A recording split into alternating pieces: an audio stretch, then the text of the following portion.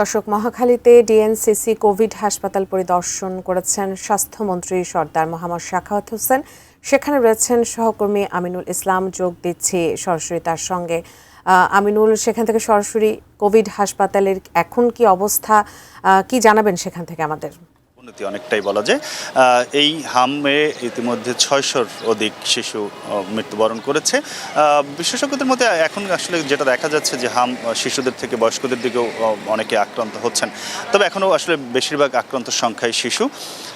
DNCC যে হাসপাতালটি রয়েছে মহাখালীতে, সেটি আসলে ইতিমধ্যে হামের জন্য স্পেশালাইজড হাসপাতাল হিসেবে ঘোষণা করা হয়েছে এবং এখানে হাম রোগীদেরকে রাখা হয়েছে। আজকে বিকেলে এখানে এসেছিলেন স্বাস্থ্যমন্ত্রী সর্দার মোহাম্মদ সাখাওয়াত হোসেন।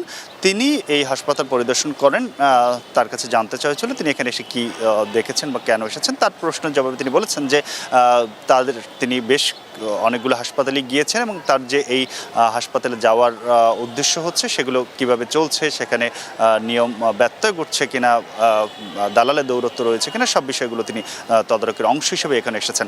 যেহেতু এটি একেবারে হাম স্পেশালাইজড হসপিটাল, সে কারণে তাকে প্রশ্ন ছিল যে হাম সংক্রান্ত বিষয়ে বেশি। তা বর্তমান যে পরিস্থিতি রয়েছে এক্ষেত্রে সরকারের করণীয় কী হবে সে বিষয়গুলোতে তিনি বলেছেন যে হাম পরিস্থিতি উন্নতির জন্য সরকার চেষ্টা করছেন এবং দ্রুত সময়ের মধ্যে তারা যে ভ্যাকসিন আনতে পেরেছেন সে ব্যাপারে তারা প্রশংসা পেয়েছেন বলে দাবি করেছেন যে এত অল্প সময়ে তারা ভ্যাকসিনের যোগান দিতে পেরেছেন। তবে ভ্যাকসিনের কার্যকারিতার যেহেতু কিছুটা সময় লাগে, সেই কারণে এই কার্যকারী হতে আরও বেশ কিছু সময় পার করতে হচ্ছে। এই জন্যই এখন রোগীর সংখ্যা কমছে না এবং তিনি বলছেন যে যদি এই রকম পরিস্থিতি থাকে তাহলে ডিএনসিসি সহ অন্য যে হাসপাতালে তাদের সক্ষমতা বাড়ানোর হাম রোগীর জন্য বিশেষ করে সেটি তারা চেষ্টা করবেন।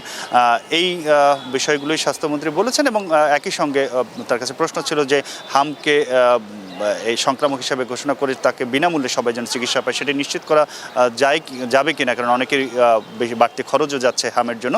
তিনি বলেছেন যে সরকার চেষ্টা করছেন, কিন্তু নানা সীমাবদ্ধতার কারণে সেটি পুরোপুরি সম্ভব না হলেও তারা সরকারি হাসপাতালগুলোতে সেই ফ্রি চিকিৎসাটি দেওয়ার চেষ্টা করছেন বলে তিনি দাবি করছেন। তবে এখানকার অনেক রোগীর সাথে কথা বলে যেটি জানা গেছে যে হাম চিকিৎসার জন্য তাদেরকে বেশ খরচ করতে হচ্ছে এখনও।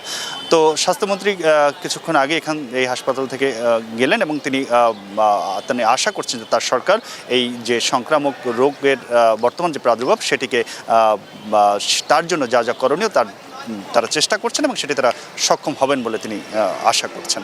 তো এই ছিল আমার কাছে ডিএনসিসি বিশেষজ্ঞ হাসপাতালে যে স্বাস্থ্যমন্ত্রী পরিদর্শন করেছেন তার খবর।